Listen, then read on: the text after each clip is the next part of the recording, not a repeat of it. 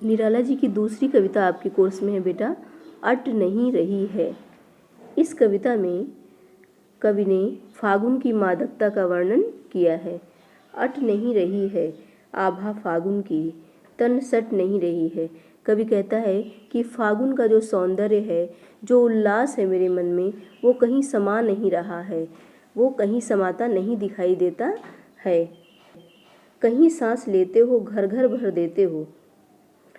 कवि कहता है कि जब तुम फागुन माह से कहता है कि फागुन माह जब तुम सांसें लेते हो, तो जब सांसें छोड़ते हो तो चारों ओर सुगंध भर देते हो।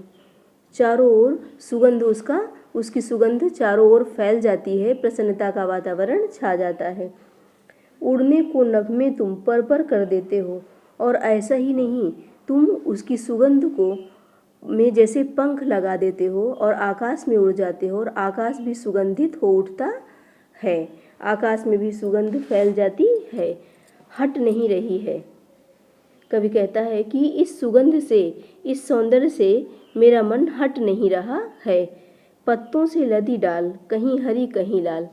कवि कहता है कि फागुन के सौंदर्य में, फागुन महीना जब आया है तो 9 पल्लव छा गए हैं पेड़ों पर। तो पेड़ों की डालियों पर कहीं हरी हरी पत्तियां हैं और कहीं बहुत ही ज़्यादा कोमल छोटी छोटी लाल लाल पत्तियां दिखाई दे रही हैं, जिससे उनका सौंदर्य और बढ़ गया है।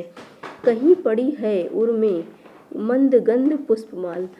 कवि कहता है कि ऐसा लग रहा है कि जैसे फागुन मास अपने गले में पुष्पों की ऐसी माला पहन रखा है, जो कि मंद मंद पुष्पों की सुगंध से सुगंधित हो रही है।